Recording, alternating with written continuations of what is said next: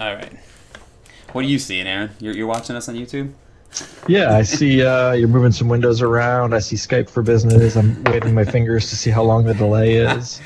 It's like a 40-minute delay. I see your desktop. Nice. It's pretty healthy delay. Yeah. That's in case we hit the dump button, in case you say anything crazy. Oh man, it's like Awesome. it's like a radio station. Exactly. All right, cool. So I'm assuming we're live, so I'll just jump into it. We're gonna have to deal with the delay. I know it's hard with chats when you do this. I know even when I'm doing like webinars and webcasts and stuff, unless you have someone manning the chat when you're chatting and someone's like 5 minutes behind you, it can be really confusing. So we'll just it's like a legit 30-40 seconds. We'll just have to watch it. Yeah. So we'll watch it. And those of you watching, just know that if you're saying something and we're 40 seconds behind you, that's why. So. All right. So hello everyone. Welcome to the RevitKid.com live happy hour. I have with me tonight Aaron Mahler and John Pearson. I want to thank them for coming on. It's been a while, actually. Aaron, I don't know if you know this, but last time we did this was April of 2018, and I believe Adeline made her first appearance on the interwebs. She was 2 days old, I remember. Because we weren't sure if you were going to do it, and you ended up doing it, so that's pretty awesome. So that's forever going to be saved on YouTube. That's awesome. That's so cool. Yeah, I know, right? So those of you joining us, thanks for joining us. Feel free to hop in the chat. The format we're going to do tonight is we're just going to do sort of an Ask Me Anything type of format. I had a few of you ask questions via email, so a bunch of you replied. I just sort of selected the top sort of 13 or 15 that I liked, that I thought would be good conversation starters. So thanks for those of you who replied, and we're going to go through some of those in case no questions come up on chat, but I can almost guarantee you that there'll be plenty of questions on chat for sure. So before I jump into my spiel, I'm Jeff, as you guys may know. I don't know if Aaron and John, you just want to quickly introduce yourselves, what you do, maybe tell a little bit about Parallax team. Yeah, John, go for it. Oh, me? Oh, okay. So John Pearson. I do programming and Dynamo stuff at Parallax team. I started using Dynamo back in 2014 after going to AU. I built a lot of, I think, cool stuff, Rhythm, Monocle, Bang, Dynamo packages. And then I just try to be involved as much as I can in the community. Met Jeff through this community as well, and actually met Aaron through the Revit community, and we're able to work together now, so it's been really cool. But yeah, I goof around a lot. Yeah. That's awesome. You probably know me because of the memes too. Yes, Revit memes on Twitter are always great. Definitely, and the amazing GIF game or GIF game. That's a house divided. Yeah. And I'm Aaron Mahler, mostly known as Twice Roads Fool, either on Twitter or Revit Forum, for being very opinionated. Actually started using Dynamo from John, who emailed me out of the blue one day and was like, "Hey, you do all this cool stuff in the community. Why don't you know how to use Dynamo?" And I'm like, because it's freaking impossible. So what are you waiting for? John actually taught me Dynamo like over email before we worked together. Nice. It's kind of cool. Nice. Awesome. Very cool. So thanks again, guys, for joining me. I know we tend to have fun when we do this, so I always like to try and throw you on. And whenever I think of Dynamo, I think of John. Thankfully, when I get really, really, really stuck on Dynamo, I can always just message John on Twitter. So thanks for that, dude. For sure. And usually you can help. I don't think you've been stumped too hard. Usually it's just, actually, you can't do that. So that would be the most stumped you get, is just limitations of the software. So I appreciate that. For sure. So before we jump into questions, the part of the reason why I'm doing this live stream, for those of you who haven't been following, I also taught myself Dynamo, I don't know how many years ago now, 4 years ago now, 5 years ago, and I did put together a course on Dynamo called DIY Dynamo, which is the sweet shirt I'm wearing, and so this week I'm doing an enrollment for winter 2019. So for those of you out there watching this, if you're interested in learning Dynamo, it's only a 2.5 hour class, but I do have live office hours where we do stuff kind of like this and talk about the modules. There's a bunch of tutorial videos. There's 16 real-world examples in it with sample files. Here's me doing a live office hour in fast speed. But what we do in the live office hour is talk about the modules for that week. And so that helps you sort of push through it, which is awesome. There's a private Facebook group. For now, it's still on Facebook, and this is private for anyone who signs up for the class. And there's over 250 members, so that means 250 students actually have signed up for the class in the last 2 years, which is pretty awesome. It's actually really active. I do plan on moving it off of Facebook in the near future, but for now it's going to be on Facebook. I know I've gotten lots of complaints and comments about how they're not on Facebook, and I'm not going to go into the reasons why, and I completely understand. Honestly, I do understand, and I kind of hate that it's on Facebook. So for now, it is a Facebook group, and it's private, and you have 200 people who are going through the same content as you are, which is super helpful. And we have quite a few people that are also on the higher end of the skill level who answer questions, including myself. So that's open right now. The doors actually close on Friday. Because of this horde mentality, I like to do a 1 week enrollment period. And for those of you that are on this live stream, right when it ends, you will get 15% off by using this code. So definitely check it out if you really want to learn Dynamo. Like I said, 220 students have gone through it. All of them have taken something away from it, and that's kind of why I wanted to have this live stream, was to make you all aware of that and also start chatting about Dynamo. The whole goal, I think, with everyone, the three of us on here, is to get people using it, right? One of the questions, I don't think I put it on here because I always get it, but one of the questions is there's sort of two reasons why people don't start Dynamo. The first one is they don't have time, or they don't know where to begin. I should say three, actually. And the other one is they don't know how to use it or apply it in their everyday life. And the answer to that is kind of a chicken before the egg, and I'm sure you guys would probably agree with me that you can tell someone how maybe you've used it a couple times, but once someone starts using it, they find like 1,000 other ways to apply it to their everyday life that they may not have thought about until they learn Dynamo. So that's sort of my goal, is to get everyone using it, and then the floodgates will open, right? So that's the introduction. I'm going to pull some windows out of the way here because I don't want this chat scrolling while you guys are looking. I'm sure that's going to be really annoying here. And let me pull up, so if you have any questions, again, this is AMA, so ask in the chat and we'll try and keep up with them. But I'm going to start off with some questions we got via email. Like I said, I tried to pick out some cool ones, and then I think either the three of us answer them, or if someone feels really passionate about one, maybe jump in and talk about it. But I could see there's a few that I know one of you may be more passionate about the other, but we'll see. All right, so actually, this is an interesting one, and I'd love to hear your input on this one because I always try and answer it. It's kind of a tough one. I've gotten multiple questions over the last week of what do you guys see Dynamo's value, or what can you use Dynamo in single-family residential homes? Like what? Because the examples that I always give are usually on the bigger projects and commercial, or and so I've thought about it myself, and I'd love to hear what either one of you may think of where you could see the value for someone who's running maybe a one-person firm or a three-person firm doing a bunch of custom single-family residential homes. Yeah, well, my first thought is if you're on Revit LT, you're not using Dynamo. Yes, that's very true, and I actually found that one out too in having a conversation with someone, because they asked the question. I said, I don't know, I don't use Revit LT, and then they got the response that yeah, I mean, for me that's kind of a now it's like a question with like two prongs to it, because the whole LT thing is tough for me because filters are gone, so I'm like, that's kind of a non-starter. But I mean, I actually.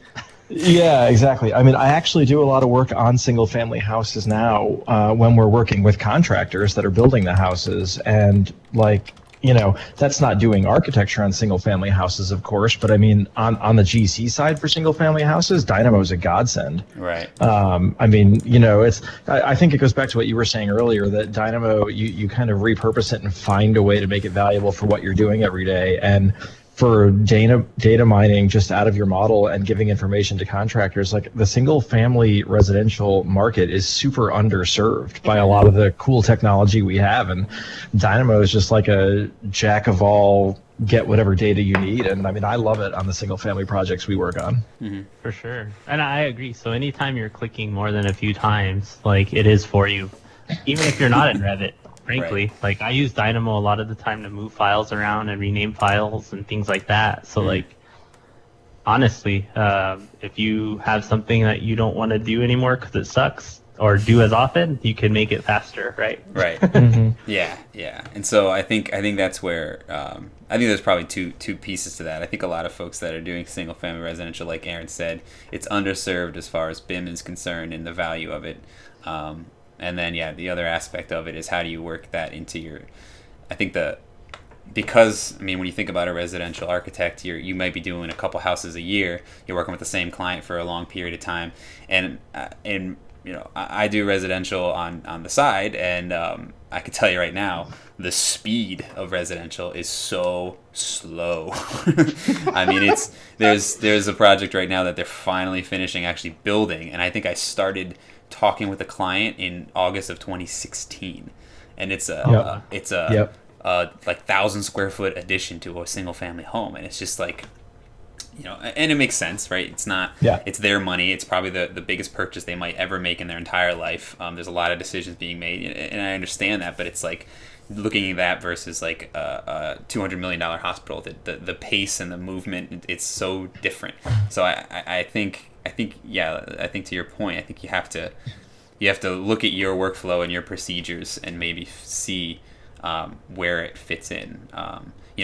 Me personally, I've used it on a couple random things like the 3D, placing 3D room text, that on the contractor side, I use it all the time for BIM 360 glue and assemble and getting that information. But also on the graphical side, being able to make like a exploded axon or a 3D view and seeing your room names. I mean, that right there. I don't know why you just can't do that in Revit. Just place 3D room names.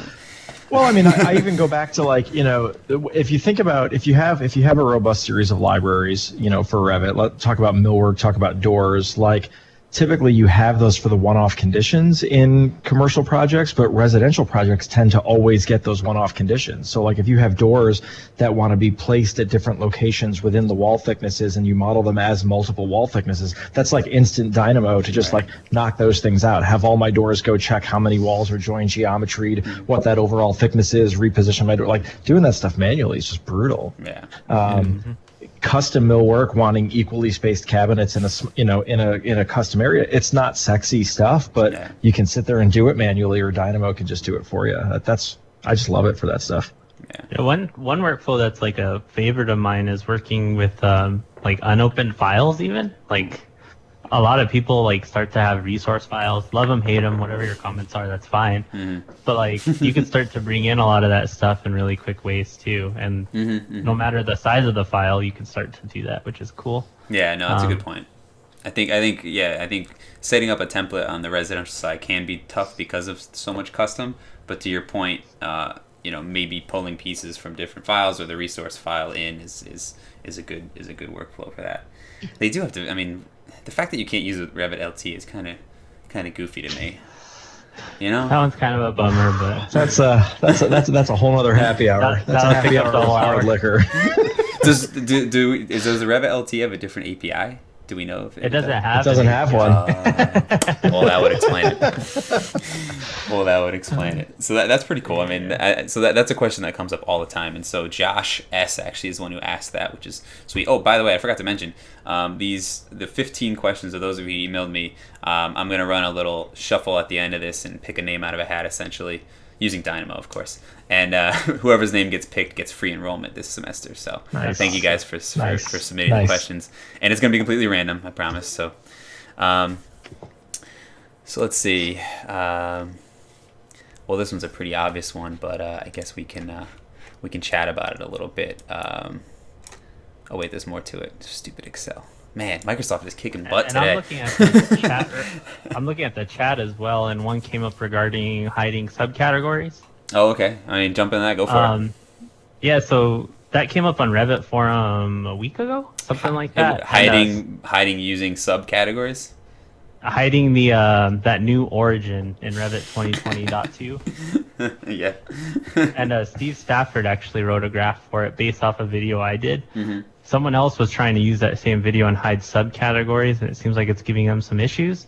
I'm imagining the out-of-the-box node doesn't work, but I bet there's some like an Archilab that can hide them actually. You're talking about specifically the insertion port, and now we're just going beyond to any subcategory. User-created subcategories. Oh, yeah. So they want to hide those in views, and I think the out-of-the-box node might have trouble, but a custom node would. Right offhand, I'd have to look at it, but just to kind of answer that one. Yeah. That's a user. I could see how user created can cause some issues. Yeah, it's weird because in Dynamo, like you have ways of getting things by name, unless it's not a built-in parameter or built-in category. Right. So there's like a few little things there. But with a custom node, you can do some of the lookup stuff too. So Right. that'd be a good one to ask like on the forum even, and people could work through it because we used to hide categories another way before we had the out-of-the-box node even. So. Right. All right, cool. That's a good question. I'm reading one now, and this one's kind of straightforward, but I think I'd like to hear maybe how you guys, especially I know doing what you guys do now with Parallax, I'm sure you run into this all the time. It's probably a lot of what you're doing. But somebody asked, it sounds like they're not super familiar with Dynamo, but they're looking into it. Actually, Austin L is his name, hiding the last names. And he said his office is looking into Dynamo as a way to make Revit workflow more efficient. Yes, specifically in terms of scheduling, keynoting, tagging, and linking specifications to Revit. Is Dynamo right for this?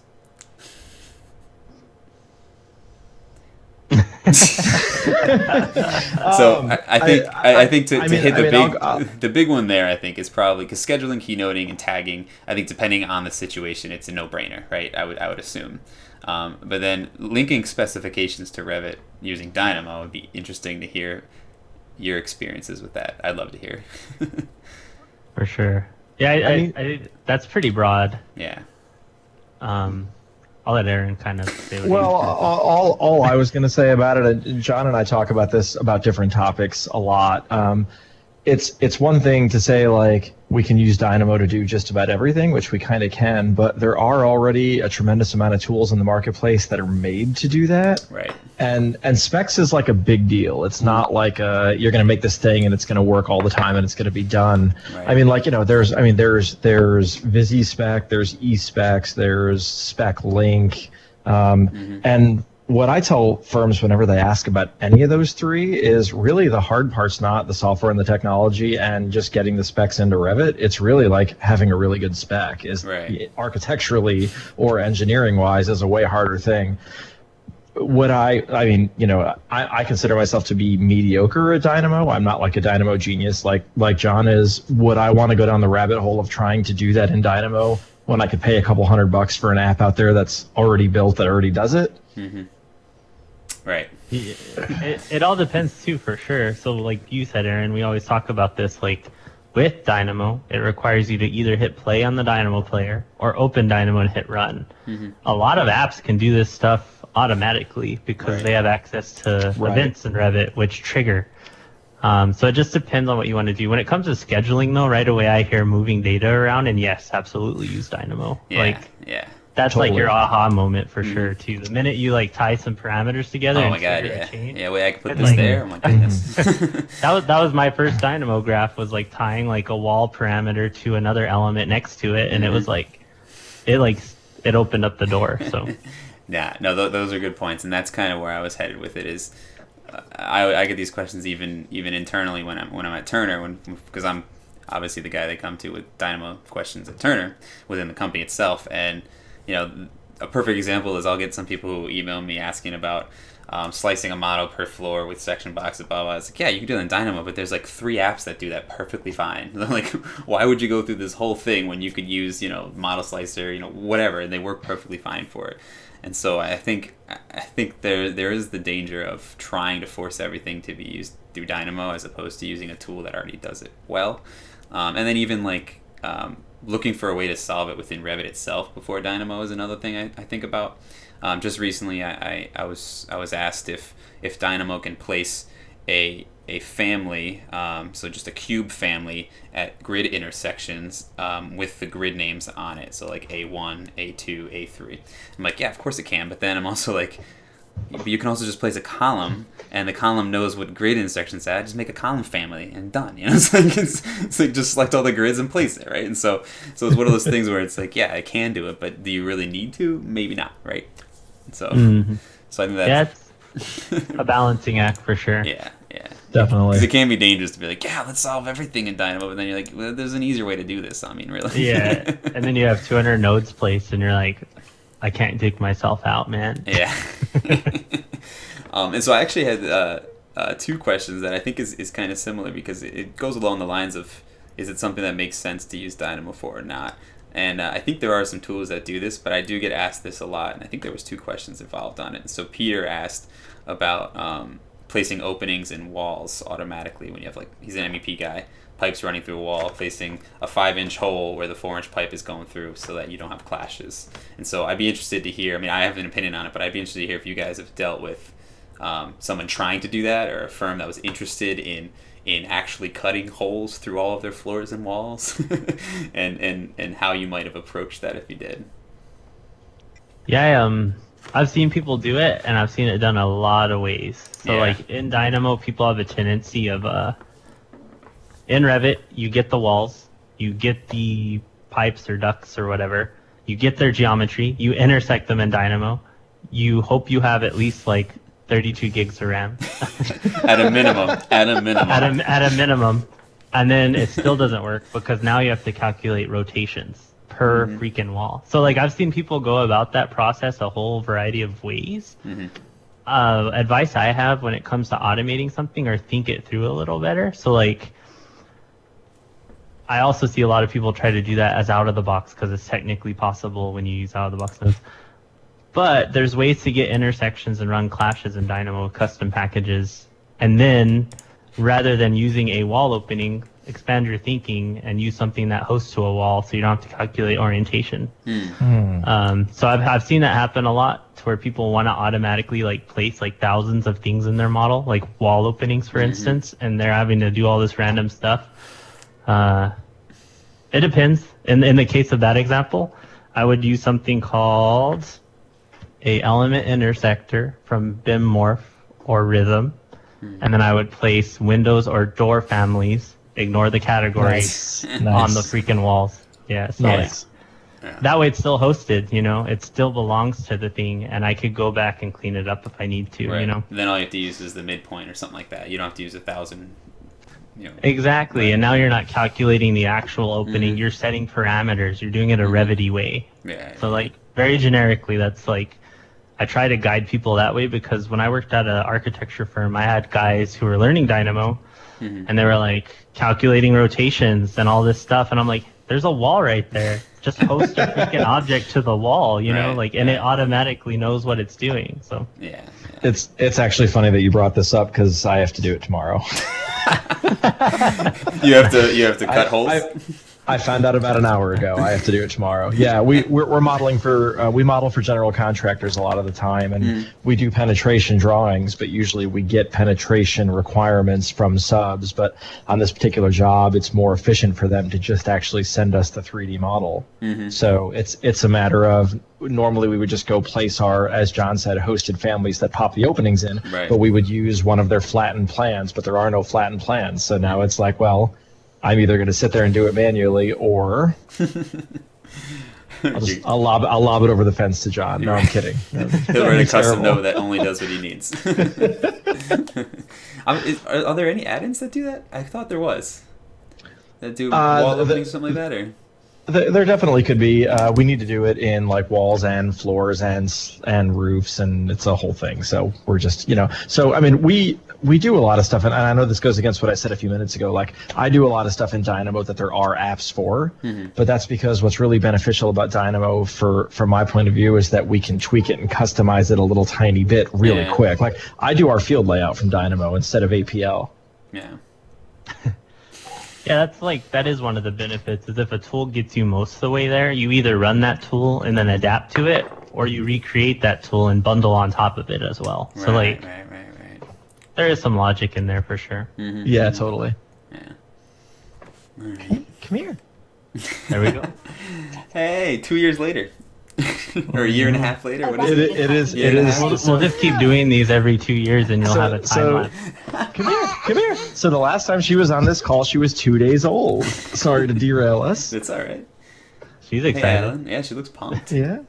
Do you want to wave? Awesome. Do you want to wave? You can wave. I'm cheating. That's awesome. I'll be right back. No problem. Let's see. Another question popped in regarding stud sheet and formwork layouts. Yeah, that's on kind the of chat. interesting thought. One piece of feedback I have is Marcelo taught a class on it at AU 2016 on a Dynamo for contractors, to where he showed some of it that you can expand upon. Yeah, it's interesting. The that's one of those ones too where you're almost like, is it worth figuring out the code behind it, or do you use tools that are there or add-ins, right? I mean, there's you could initially, the curtain wall tool, for example, if you set up a pattern that works correctly and you can shift it. MWF, is it still MWF Framer or whatever it is? For framing. Yeah. Right, is that still exist? There's Is that still called there's MWF there. Yeah, Structsoft. Yeah. AgaCAD's got one. Yeah. Yeah, that's kind of the two ways I've seen it done is curtain walls, and you just kind of customize them the way you need, and then you can shift the pattern or something like that, and then the other thing is using a plugin. I don't know. I mean, that sounds like a lot of manipulation to get those patterns in code. I mean, in Dynamo. Right. I mean, if you wanted to use it as a learning exercise, absolutely. But I think once you make the pattern, maybe you can use it to sort of verify the efficiency or test it. Right. That kind of thing might be the better use of your time. Maybe. Yeah, that's true. Yeah. A lot of these are like, it depends, right? Yeah, right. Of course, everything in Dynamo's that way. There's an unrelated question on Unity. I saw you responded to, John, asking about Unreal for real-time renderings or using Unity Reflect, and I don't use any one of those. I'm a huge fan of Lumion myself. For sure. And Enscape. I mean, honestly, those two are great pieces of software. And so, if you guys haven't looked into, I mean, I know there's a value, or there's an attraction to the cost of Unreal, because Unreal is free, is it not? Yeah. So Unreal and Unity, you can get free versions of both. Yeah. So I can see where there's benefit to that. But in Lumion, it's built for that, so you're not. I mean, I feel like with Unreal and Unity, you're still hacking it a bit to get what you need. Yeah. And that price of free adds up pretty quick when you're trying to. And so for a one-off rendering of a scene, it's great. But I think if you're doing iterative renderings or like a bunch of phases of something or multiple versions, I feel like those software can really catch up to you really quickly. In my opinion, honestly, at this point in time, I think the products from all of them look very similar. I mean, when you get to the end game, if you know how to use any one of these real-time softwares, you could probably get a very similar image at the end. I think it has a lot more to do with how you use it. So me personally, Lumion has been great, especially on the construction side. The ability to build a library, use what they have, but then build from anywhere. We've used Revit families, SketchUp files, as much as I hate to say it, 3D Max families. I mean, you just because once it's the image, you're there. If it's a freaking, if it's a steamroller, for example, I don't need a parametric steamroller from Revit. Yeah. But you can build it. Right? Just kidding. Well, when so you can build that library a lot as well when I was at an architecture firm, and it takes in a raw SKP. I had to do a rendering for something that required a ton of playground equipment. 3D Warehouse, drop all that stuff right in Lumion. Which I don't know if you know that, Awesome. but 3D Warehouse is behind a sign-in wall now. Come on. Well, and I think it's going to get behind a paywall sooner than later. So if you guys are using it out there, I'm hoping that a lot of you aren't, because this is a Revit-focused area. But if you are, make sure you save all of your files somewhere, because you may not have access to them at some point in time. Trimble may decide that it's a paywall. I mean, expanding on that question too, they mentioned Enscape again. I think Enscape's phenomenal if you want to get into real-time rendering for the first time, because you hit play. Yeah. If you want to go beyond that and take it to another, external level. Lumion or like a Twinmotion or even Unreal are great if you really want to nerd out. In Unreal, you can use the Twinmotion exporter to bring it into Unreal really quickly because they're built on the same thing. Yeah, yeah. The I'm a little biased towards Enscape. Not, I mean, I don't do rendering, but the reason I like it is just something that happened yesterday, which is like a client that we're building a really detailed model for construction was like, hey, I want to walk around the model, and we're limited in what we can send them because they don't have good hardware. Yep. And Enscape is pretty tough on hardware, but now they've got that published to the web. Yep. And you get a link you can send them, which is really great. Yeah, and I will. I mean, definitely Lumion and Twinmotion to an extent, but Lumion is a dog on the hardware. I mean, it is asking for a serious set of resources. It's great when you have the resources, but I can see where that can people can hit a wall pretty quickly with it. Yeah, yeah. Mm-hmm. That's where I wish I knew a little more about like Unity, because the ability to like build like a web viewer of our models that we upload to our own kind of infrastructure, if you will, would be badass. I think. But yeah, I keep waiting for someone to like send us an RFP for that so we could do it. Yeah. I haven't done rendering in years, and like I love doing that when I was at an architecture firm. Yeah. And Enscape to me, there's the two reasons we use it mostly. It's VR, so there is no software in my opinion that can jump into VR from Revit directly as quickly, seamlessly, and looks as good as Enscape.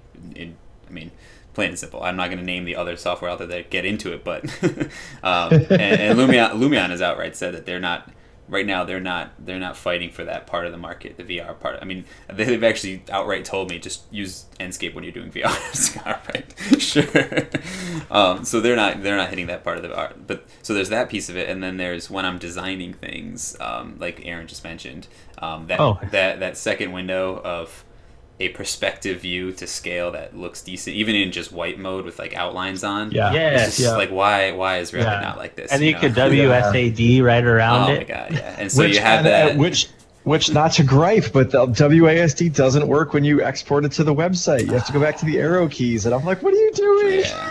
And if you're a real big stickler, it does remove some of the higher end graphic stuff when it's the web export. But still, it's great. Yeah, it's totally. Great to have. It's great to have. So those are our inputs on graphic stuff. Let me see. Let me jump back to the email questions real quick too. I think I saw a couple chat questions come in as well, but I wanted to try and hit a few of these. This is kind of an interesting one. John Siegler, I think is his last name. It sounds like he's been in the weeds in Dynamo, and he was asking if we have any thoughts on naming conventions for our scripts. Yeah. I can tell you right now, I don't, because my script file my script folder looks out of control. Same. I think we could probably think of one. And I think if there's anyone who's going to think of a convention, it'd probably be Aaron, right? So it's loose, but mine are numbered, and it's. I don't want to say it's by a specification section, but they're classified by like what they do in the models. Mm-hmm. Like all of my construction stuff is in 90s. Things that are only made for my doors are in 8s, just because of master format. Things that are all project setup are like 0 to 10. So if it's like creating views or editing views or renaming views, those are all my 0s to 10s. But it's super loose. Yeah. Yeah, we should probably think of something for that, for sure. But this is mine. It's just it's trash. The search thing comes up a ton. And we actually, so I had the opportunity to go to a hackathon at Built North America in July. Mm-hmm. And I was on a team with Marcelo Scambilleri, Jason Boning, Carl Storms, and Thomas. The Thomas half of Reed Thomas. I forgot his first name. Adam was on our team. The Thomas half of Reed. Yeah, tell him I said that. I hope Adam's watching this, or he sees this in the future and he laughs about it. I'm like, at least I remembered his last name, right? You did. We built a tool in Dynamo that actually searches Dynamo graphs on your whole network drive based on name, what we're assuming it does based on the nodes within it, and a description that you give it as a note in the graph. So like, it was really cool, and like it's still a proof of concept, but like you can literally search in this browser window It's called the DAM because it's Dynamo Asset Management. It's all open source, all that cool stuff. But you could search like based on set parameter by name, and all of your graphs that use that node show up. You could search for That's cool. Revit graphs set right to Excel, and all those graphs would show up too. Because it is such a problem. I've been talking to them lately because built proposals are open now, and we want to get that published as a package to use. So we're still working on that. But nice. Yeah, it came up it was a generative design hackathon, and we built a search engine for graphs. So we didn't win, but yes. but it was still fun. Totally. But the winner was pretty good. I mean, that was they did a great job. that was true. Cool. Yeah. It goes back to our clashing thing. It did. Right? Yeah. Right. It was looking for clash resolution. Right. It's one of the things that we talk about like once a week at Turner is like why don't we just sit there and figure out how to automatically do this, because it is a problem that a computer can solve when you think about it, for them, at least initially, right? There's A and B, and then you can't hit C and D, and you have to get there, right? I mean, it's like but that, I mean, they did a good job with the thought and the presentation, so that was pretty cool.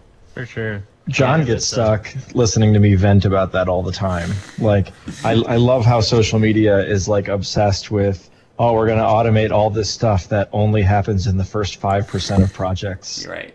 Durations. Right. And I'm like, you know what I want? I want like an AI wall section. Like, the designing part is fun. I want to cut my wall section and have the computer automatically like detail it. That's what I really want. And you would think, I mean, me personally as architect, I mean, I would the first 5 to 10% is always the fun part, right? And then you spend your whole time doing the unfun part. So why don't we try and figure out how to automate the unfun part, right? Yeah. Doesn't make any sense. For sure. This actually kind of goes along with what you were just talking about, John. The latest release of Revit has the new release of Dynamo, right? Was it 2.2? 2.3. 3.3. Sorry, 2.3. And I remember seeing something in the release notes about making it easier for package developers when things get updated or when Dynamo updates. How do you? Because I know one of the questions I get all the time is I'm using a custom node and going around the block to find the new versions, uninstall packages, install packages is an absolute nightmare. And from what I read, it sounded like they're trying to resolve that. Have you heard or tried anything new with that? Do you think that they're going to resolve that? Yeah, I actually talked to the Dynamo team about this, and there's a forum post where they were taking feedback for it. But what they have is there's this new thing in Dynamo since 2.0 called view extensions. So they have a view extension bundled with Dynamo 2.3 that docks a panel on the right side of your screen that tells you what packages are required to run your Dynamo graph. Only if it was made in 2.3 or higher. Okay. So if you upgrade a Dynamo graph, it doesn't know what packages are in it because no one made it in that version yet. So from 2.3 on, this will be helpful. Yeah, so once you've saved it in 2.3 and you have the package installed, I believe it serializes them. And I might be a little wrong on my version numbers. It might be serializing them since 2.2. But either way, you upgrade a Dynamo 1.3 graph, you're not getting that. Best practices that I like, because I don't like depending on newer versions of Dynamo, is I add a note above every node that says what package it came from and what version it came from. Right. Because as a consultant, when I deliver a Dynamo graph, I like to say that worked with Clockwork 2.0.5 or whatever the heck, and people know it'll work with that. And we do that through our view extension called Monocle. You hit a button, it notes all of them. I do the same thing. I usually put a note on all the custom nodes just so that I know. Although now, isn't it showing custom nodes on the node now or something like that, or no? It's like in the node name. Yeah, there's somewhere there. I noticed yesterday or something that it seemed like there was like an identifier somewhere within the node itself, maybe. Rhythm has it. So Rhythm has like a maybe identifier. Maybe I was using your. I was probably using a Rhythm package, and that's where I saw it. Yeah, so I actually added some stuff to Rhythm. When you place a node, it auto documents Rhythm nodes. Got it. For you. That's I don't know why I wouldn't just do that automatically, right? It's kind of interesting. I didn't realize that the upgraded graphs will actually be treated differently. That makes me think we need an app that like takes a 1.x graph and reads it and then rebuilds it as a new 2.x graph. Right, because right now what it'll tell you where all the shit's fucked up, but it won't fix it for you, right? And Yes, it's At least it'll 1.3 do that. to 2.0 is like prepare yourself for pain, like in those upgrades. Yeah, I'm still catching like flack about it with some clients because they upgraded to 2.0 and like we waited till 2.1 came out, which was the smart thing to do, I think. But like we have graphs that upgrade and the category freaking changed in the graph now, you know, and I'm like, oh my gosh. So like yeah, there's definitely some interesting things for that. In regards to how Dynamo's managing package dependencies, I think it's a good start. Yeah. I talked to them about it a little. They got a little caught up on auto-resolving dependencies too. So like you open a graph and you're missing clockwork, for instance, it auto-downloads it. That's a lot of work. And I'm like, can you just tell people which one they need to go download? Like, why are you getting caught up in like trying to bypass this download restriction? Yeah, there's a lot of best practices. Some people tell you don't use any custom nodes, and I think that is some of the worst advice I've ever heard. That's terrible. That's I hear that at like every conference, and they're like, well, I'm just going to rebuild all your nodes with out-of-the-box nodes. And I'm like, well, that's not possible, so have fun. You know, like, right. That one's kind of interesting. Yeah. I think on par with that, a question came up about changing nodes, how they look visually, because Grasshopper lets you. There's a custom view extension called Iris that lets you do that, just to answer that question. Custom view for Dynamo. Yeah, so for Dynamo, you download Iris and you can color code nodes, and you could color code all your custom nodes if you want, or wires even. Nice. Which is kind of fun. Nice. Very cool. All right. Sweet. There's one question that so Tom Flaherty actually, who if you guys have been following me this week, I posted yesterday, the day before, an interview with him. He actually took my course in 2017. He's been using Dynamo ever since. Good dude. Awesome. And he's asked us a couple times. I just never really looked into it for him, so I'm sorry, Tom. But he was asking about Dynamo's ability to access view template properties. For example, we organize our views by category, and each category has a unique number, blah, blah, blah, blah, blah. I mean, I think we kind of get what he's saying here. So is there, I mean, I honestly haven't looked into it or had to do it, so maybe you've looked into it. In the Revit API, a view template is a view element. So pretty much loosely, anything you can do to a view, you can do to a view template. Okay. In order to access view templates, use Archilab to get your view templates. Okay, so Archilab has one. Sweet. Yeah, and it's essentially a view. So like in the Revit API, there's this concept of inheritance. Views like the hierarchy, and then under its view templates because it inherits from views. Yeah. So yeah. Cool. This one's actually kind of interesting.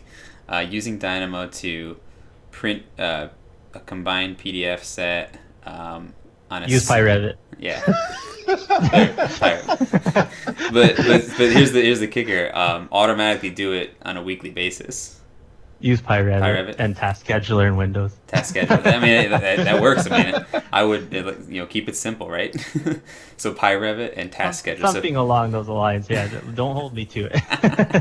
But honestly, when it comes to printing stuff, PyRevit at this point, because we added so much cool stuff. Yeah. So PyRevit, and if you want to do it, Windows Scheduler, that makes sense. Why not, right? So that Terry asked that question. So Terry, hopefully you could solve that. If not, you can always contact John and ask him what he's talking about. I mean, and PyRevit's new printing stuff is amazing, and Task Scheduler, like John said, will let you automate it. If you don't have the stomach to get into Task Scheduler, like $100 or $200 will get you either the RTV suite or the CTC suite or the XREV suite, all of which handle printing. They all have all of the options. It's just a matter of PyRevit does everything that the pay apps do, and it's Patreon, so it's pay what you'd like. If you're going to use that, you should become a Patreon because it's awesome. But he did, he also added something called hooks in 4.7, and I think hooks start to do some of that automation outside of Revit, possibly. Oh, nice. That's pretty cool. Yeah, he added. Man, 4.7 was jam-packed with features. Like, I'm not even caught up. All right, PyRevit. We should probably maybe type that in the chat. Yeah, I Although think guess that's good. just search So, it, but and PyRevit's cool because it's open source. So like in your Dynamo journey, if you start learning Python, you can dissect PyRevit and learn more and make buttons. Cool. Yeah, no, that's a good one. The so there's a question that sounds like it was a follow up to a conversation on Twitter. So we'll get to that in a second. Yeah, let's actually do that one now. Why not? So, is there a way to retain your formatting when bringing in content from outside, so like Excel or something like that? So if you have a bold text in Excel or in Word or something, and you're bringing it into Revit or Dynamo, I guess, can you retain some of that information? If you can, it would be through Conrad's Bumblebee package. Yeah. And I don't know if it does it right offhand, but yeah, it would have to do something with the actual import node, right? I would assume it would, because once it's in there, it's just it's text, it's data, right? I mean, it's.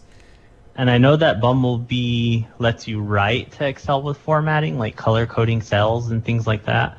So I imagine it can or it could do importing that data. Yeah, I bet there's also a way. I'm sure there's ways, if you're using Excel, for example, there's probably formats that you save to where, isn't there a specific syntax that Microsoft uses for formatting too? Like bold is usually like 2 asterisks or something like that, or, right? I don't know. I don't know. Like how it does with dates, it does like the four numbers. Yeah. And maybe there's a way to do that, and then now if the data's in there, everything that has this signifier, I don't know. Or actually, in Excel, you could actually find replace by format. So in theory, you could find replace everything that's bold and put like an asterisk at the end of it, and then just work with it on the Dynamo side or something like that. Yeah. Right? So that'd be really cool. Yeah. Because now there's no question, you can use the out of the box Excel read if you wanted. Well, right. I think that's and specifically if you like do it, it's called Markdown, to where it has like asterisks around it or underscores for italic. That'd be sweet. Yeah, because I think that goes back to one of those things of like, if the tool does it, why force it? I do the same. I mean, I'm using a lot of Power BI right now, and like, it's great for what it does, but there's certain things that are just like, why is this so much easier in Excel? And so we'll just like do it in Excel and then bring it into Power BI. And it's one of those same things where it's like, why force it in that software when you could just take 5 minutes to reformat it in this software? For sure. It's the same with Google Sheets. If someone has a Google Sheet, you're like, can I just do this in Excel first? And then save it and you're good? Yeah. All right. That's a cool one. Yeah, so I think it sounded like that was a continuation of a conversation. I don't know did he ask you, John? It sounded like maybe. It came from somewhere. I saw it on Twitter now that you mention it, and I mean, that was Levi. Levi, thanks for asking. Yeah, it's one of those ones that's technically possible. That's just, there's a few things to set in place first. Yep. So this is kind of a cool one. Ruth asked, what is the Dynamo script that you use the most? And I don't think we're talking nodes, we're talking an overall script. I could tell you in the last few days, because we have data tracking now. Mine's home. Oh, is that your one that does all that wipes out the stuff? No.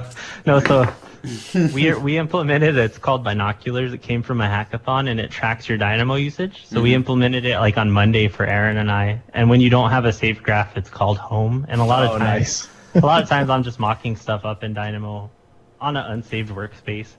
I gotta say, beyond that, renaming stuff was one of my most used ones when I was working at a firm. Yeah. Like renaming from the project browser by doing a selection in the project browser itself. Like, holy smokes, like I use that all the time. I could tell you one of my most used nodes from my package is the set parameter by name, type, or instance, because I asked the Dynamo team which one it was and they told me. Yeah. Which makes sense, because that's just like one of those things where the set parameter is so valuable, but it's limited because of the instance, right? Type versus instance. Exactly. So that's like my most used node in my package. Nice. That's cool. That's good It's to know. funny. My And most Aaron used, probably has. well, my most used graph is probably our model auditor graph, because we get hired to do that a lot, and it basically just it takes like 25 to 30 minutes to run depending on the size of a file, but it churns out like a giant Excel document, and it lists out just a bunch of metrics that don't actually tell you good model, bad model, but they tell me things to go look at to see if it's good model, bad. Warning types and counts, but then view types as well. Like, are there views called wall sections that are drafting views? Dimensions that are rounded. Coordinate settings and things of that. So like I open up a model and I just hit run, and 25 minutes later I have this report, and then I know what to go look at in the model to see what kind of liabilities we have. It's been it's been several years of building to get the graph where I want it, and John's been a huge part of that because I have no idea what I'm doing for half of the graph. So I was like, hey, look at this thing I'm doing over here. It's not good. But it's been a lot of fun. Yeah. Well, that's a good one, actually. That's I think we've been doing that with like a series of different scripts and stuff. So building, I could see where it would take 25 minutes in one script. But it's actually not bad, and not to go psycho on like hardware, but this is where it gets really fun. So if a GC sends me 5 models because they have architecture, structure, mechanical, food service, whatever, I'll fire up 5 sessions of Revit at the same time, open the graph 5 times, open all 5 models, hit the button, and I'll leave. And it's still only 25 minutes as long as you have enough cores and enough memory, and the graph churns out these 5 reports, and like I mean that's days of digging around manually. So it's great. Yeah. Sure. Yeah, so for me, on living in the GC world currently, or the CM world, I guess, we create a lot of container files, and so for those out there who don't know what I'm talking about, when we get, like Aaron just said, when we get a bunch of models from design team, you may have the architecture model, which may be broken into 17 models depending on the building. So you might get core and shell, interior, a documentation model, I mean, you name it, right? And then you've got your maybe food service, you got your engineering, and maybe MEP is one model, maybe it's 17, I don't know. But what we do is we'll create a container file, which is essentially stripping out the architecture file, deleting all the elements so that all the origins, everything's using the architecture file, and then relinking everything back in.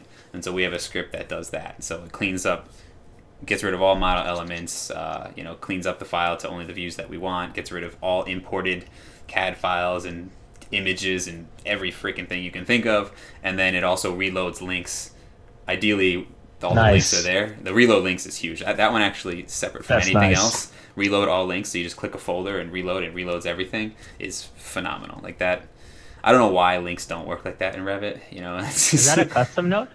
It's a script. I mean, I use custom nodes in it, but okay. I think you and I talked about it a little bit. Remember, I was trying to figure out, I think it was like a directory thing or something that I was having an issue with. Okay. So what that does is, when we get a new file, we can easily just click a folder when we get new versions of them, and then just click reload all, and it re-references all the links, which is sweet. So every time there's an updated model, you just nice. I'm sitting here like.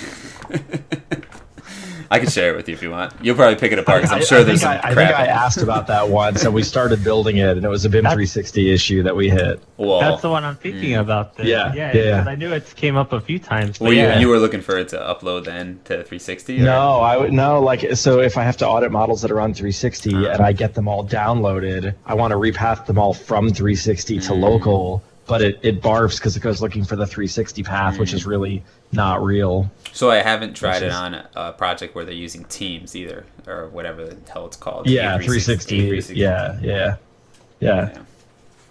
But yeah, that one's very useful. So there's the one that makes basically makes the container file, and the other one just reloads everything. And then obviously I'm always placing 3D room tags and shit like that, and then and then there's random stuff. And, I mean, this week, one of my colleagues and I made a script where the building's done, and we were having an issue where basically 10 minutes out of the day, when you look at a certain angle of the roof, you see a little bit of waving it's a truss roof, it's a wood roof, and so like the way the shingles reflect off the sun 5 minutes out of the day, the owner just happens to be walking home, and he sees a wave in the roof, and so it's ridiculous. Like you look at it all day long, and this roof looks perfect, and then there's like this one thing where the reflection. And so what we did is we had a survey done, and we took all the points, and we made a essentially an image that shows plus and minuses of where the trusses actually are versus to see if it's where the trusses were, and that was pretty cool. That is cool. Showing the red is out and blue is in, and it kind of makes that little bit of wave. Still was only like awesome. an inch and a half difference between, but we don't know if that's the issue yet. But that was kind of a cool one-off thing. I wouldn't say I use that one every day, but good. Some of those cool ones are like definitely for one-off. Like when I was at a firm too, we did one for lighting analysis that like. Man, it was fun to run because we were able to see like lighting analysis costs money when you use like certain tools. Mm-hmm. And Dynamo was free, so it was kind of cool. And like, yeah. Yeah, no, that is. We always struggle with that a little bit when I'm teaching people in my team Dynamo, and they're like, "Does it make sense for me to spend 8 hours creating this graph where maybe it's a one-off thing?" I'm like, yeah. What do you mean? Of course it does. You never know when you use it again, and it's a learning experience. Why not? Whatever. Yeah. For sure. You save it to like your scratch folder and look at it in a few years and say, what was I thinking? Right. There's one that came up a few times on the chat for hiding sections on sheets. I don't right offhand. Yes, you can hide sections. I don't really know if it means that they're not referenced or if they are referenced. It just depends. I just didn't want to let that one slip by. Yeah, that's an interesting one. I mean, I guess it depends on why you're hiding them. If you're hiding them because you don't want them to be there, I mean, you could just use Revit stuff for that, right? I mean. Well, so the way I was reading it is because Alex, who posted it, was talking about it referencing the original sheet, and so my guess is he uses the field in the section head where it does the referencing sheet. And so if the section is on multiple sheets, that presents a problem. And so a lot of folks who still use that graphical standard want to only show the section marker once. And it's tough because then it's a by instance hide, right? Because you don't want to use a view template or it hides it everywhere, which kind of stinks, if I'm understanding his question correctly. That could be That could be it. My response to that is change your graphical standards. I didn't want to say it. I'll say it. I say it all day long. There is another one in the chat though that I'm really excited about because somebody asked about, is it possible to use Dynamo to isolate a structural layer in a wall? What's cool about this is we just had to do that this week. A GC came to us and they said in Navisworks, the wall is like a monolithic thing if you're using the NWC export. And so the tough thing is what they wanted to do is not see any substrate, just see studs and MEP. That way, if they see the side of the pipe sticking out, they know it's not fully in the stud layer. Yeah. So the interesting part about that is Revit doesn't export wall layers when it goes to Navisworks through NWC, but if you part all of the walls using the part tool, it does. So John and I actually put a graph together this week where it auto parts all of the walls, then looks at the parts, finds only the structural layers, and can subdivide those into whatever you want, and then you just need a simple search set to get rid of the rest of the parts. It was really cool. So because I've run into some issues with the parts where the information isn't coming through during an export the way you want. So how does I don't even know if I remember in Navis when you bring out a part, is it coming out as a part category and does it have but it does have the original information and the host information in there? It's a part category. It has some of the information in there. But what's interesting is, and I'm speculating now because I haven't had to do it yet, but I think in Dynamo, when we're making the parts, we can also tell it to pull and add in project parameters for whatever we want. Now, full disclosure, when we do that export now to Navisworks, we make two NWCs that intentionally overlap. We have simple walls and we have parts because You can turn one off, turn one on. Yeah, that makes sense. We do that all the time with like fire rated walls or something like that. Exactly. Just make a new file. It just makes life easier instead of search setting and slicing through.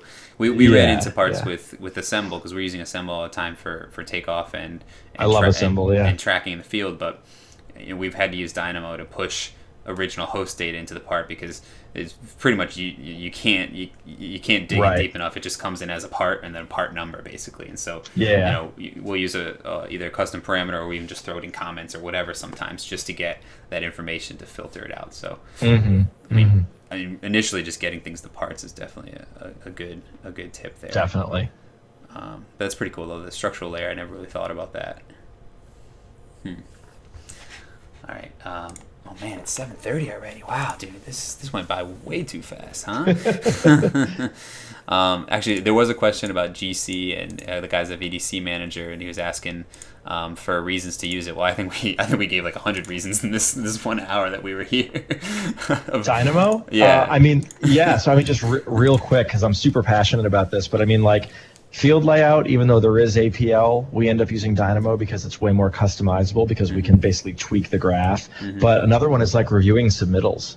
I've seen interns sitting in trailers and they're like, we're going to go find all the doors that are in masonry walls. And I'm like, I will punch you in the face if you do that with a highlighter. Like the day somebody said that to me at a job site, it took me longer to drive back to my office than it did to make the graph that did it for all 2,000 doors. Like, it's just great. Yeah, I mean, there are so many uses for it. It's crazy. So hopefully, I think Andy asked that question. So hopefully, just what we've been talking about in general. I mean, we already mentioned a whole bunch of them. You mentioned them for model auditing. I mentioned them for creating a container file, reloading links, placing 3D tags, placing grid stuff, and then there's the typical just diving through model for information. So for that kind of stuff, we've just been teaching everyone how to use assemble. And so, something like that, looking for a door type, I just teach them how to get to the type parameter or something like that, search for what you want, or color by property, which is the coolest thing on the planet. I don't know why Revit's filtering system isn't that simple. Like, why do you need to make a filter for every single property you want to color? So it's phenomenal with Assemble. You can just click it, color by property, and it colors everything based on the number of properties that are there, and you can edit. I mean, that to me was just like no-brainer. Yeah, absolute no-brainer. And what bums me out is there's a framework in Revit to do that now, and there are apps that have been built on top of the framework, but they built the framework behind the scenes, but then just never gave us a way to do it unless you can program, which is and I forget what I think Penumbra made, like color by number or something, which was an app for Revit that would do just that, using the color analysis framework. But I forget. I think that's what it's called. Nice, cool. So I think we actually hit most of the questions on here. Do you guys see anything else in the chat before we start signing off? I replied to a few more just in text. One came up about Rhino inside Revit with Grasshopper. Cool stuff. Everyone always asks that, but isn't? I mean, Dynamo is Rhino. Come on, guys. Or Grasshopper. Come on. I haven't had a chance to mess with it a lot. I can say that it's really cool and it looks super promising. I just think all these tools work together still, though. I don't think we're looking at anything kicking one out or anything like that. I haven't seen the value in connecting those right now. I mean, or forcing Rhino into Revit like that, and just do it over here. I mean, where is the workflow where it makes sense to? I like it for expanding Revit's library. So like Rhino, the development community for Grasshopper is huge and has been around for a very long time. So like right offhand, Kangaroo is an amazing package for Grasshopper. If you could use that kind of in Revit to an extent, whoa, that's pretty freaking awesome. So we're talking about using the functionality of some of the nodes within Revit environments. Yeah. Okay, so I was thinking it was. I think it was more for Grasshopper stuff more. I think that's where it could be really cool. I haven't used it a lot, so like take everything I say with a grain of salt, of course. But nice. One person who's getting really into it is Marcelo for sure. He modeled a Rhino in it and brought it into Revit. Like, that's what the guy does, Yes. I actually sat in his class and built this year, and it was he was using the sandbox to connect with RAM. Nice. And connect talking between Revit and RAM, which is kind of cool. So that's typical Marcelo stuff, right? For sure. Good stuff. All right, cool. I think that's probably it. If you guys have more questions, feel free to reach out to either any one of us on Twitter. You can find us pretty easy. Our names are what we're chatting with, but it's 60 Seconds Revit, Twice Roads Fool. It's Aaron, and then myself is the Revit Kid. So we're all pretty accessible on Twitter. If it needs to go beyond that, I'm sure we're pretty accessible guys. So definitely feel free to reach out. And I think we showed some for it, was how do you convince some of these old-timey folk why you should be using Dynamo when they barely think you should be using Revit. And honestly, like, show something that takes you a while on your own, and then show how to make it really fast, and then attach like a monetary value to it if you really want it. I was just gonna say ROI. That's the way you show them. Yeah. It's if a perfect example I always use is duplicating sheets or duplicating views and making part plans based on like scope boxes, something like that, right? If you showed someone how you right click a view, duplicate as dependent, right click a view, rename it, click this properties, and then assign a scope box, and then you have to do it for every floor plan, every part, every reflected ceiling plan, and then you show them that you do it in one click in Dynamo. I mean, that immediately, and you could probably just record yourself and figure out how long it takes and say, instead of 8 hours creating all your views, I'm spending 8 seconds. Like, for sure. Right? I mean, that is by far the absolute easiest way. And then after that, you ask them to send you the AU and book the classes and all that stuff, right? Right. I saw that question in the chat, and I was conflicted on answering, because I think if there's somebody who wants to genuinely know how Dynamo can help them, those are great ways to teach them, and Dynamo is obviously an amazing tool. If they're questioning whether or not they should even be using Revit, I would kind of say don't bother. Yeah, I'm in the same boat. Somebody so has to beyond. make my Whopper. Yeah. But yeah, it's I've unfortunately sort of people who haven't who are restrictive or who are causing friction about actually making the move. It's almost like you're at the point where it's not worth convincing some of. It's very difficult to convince some of these folks. But you're right. If they're not ready to use Revit, they're obviously not going to be ready to use Dynamo.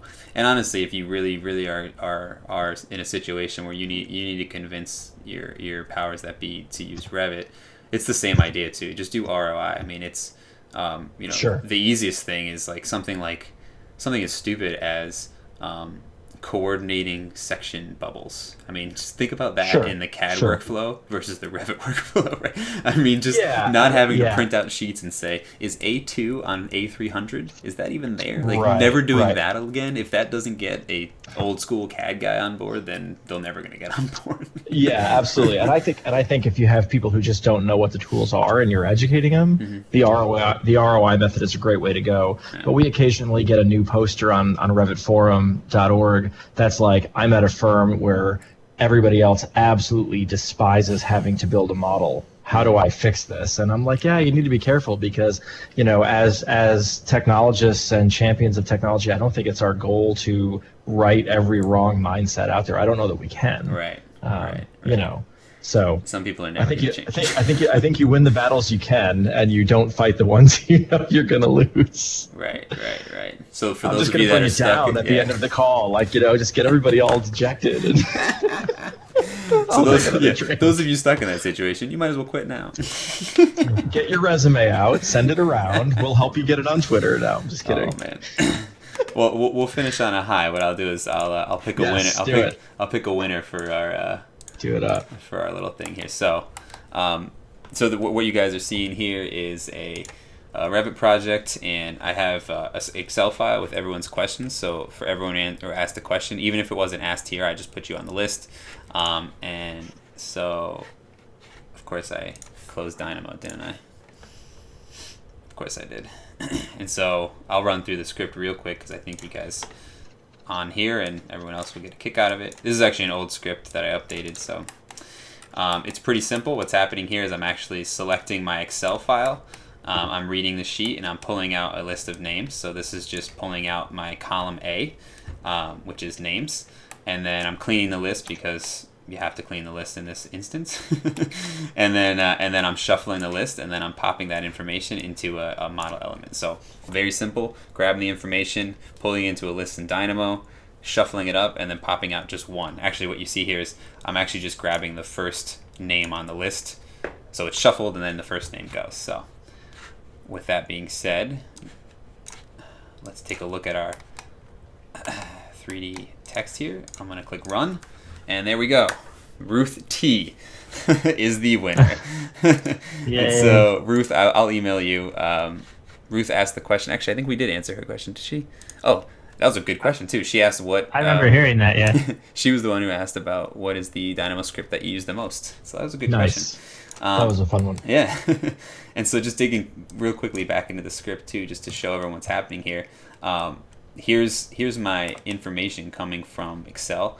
And so what you're seeing here is Josh's name, and then the second item on the list is actually his question. So that's column A and column B in Excel. And then getting item at index is actually just saying I want to get column A, and then cleaning the list. I actually don't know why I cleaned the list in this instance. This was a bigger script, so maybe there was a reason for it. But either way, Null values from Excel. probably if I got some null values, yeah. Which I don't think I did in this version, but the old version I did. And then I'm doing as simple as just a list.shuffle, and then it's good to go. So there you guys go. So it was fair, and it was it was honest. So Ruth, I'll shoot you an email. I think Ruth may actually already be a student. So if you are, I'll just refund you for your student. How about that? So yeah, John, Awesome. Aaron, thank you so much. This was a good time. We'll have to do this more often instead of every year and a half. Absolutely. Because this is a good For time. sure. Clearly people are interested because we're getting 1,000 questions. This is awesome. Yeah, awesome. Yeah, and thank everyone. I want to thank everyone else for joining us online, and whoever joins us in the future. Here again, DIY Dynamo enrollment is open right now. It'll be closing on Friday afternoon, so tomorrow afternoon. And for those of you here or watching this in the future, I'll keep this code open for only you, and and you can use this code to save 15%. So, Nice. everyone have an awesome night. Thanks for joining us, and I'm gonna stop the live stream now. Awesome. Awesome.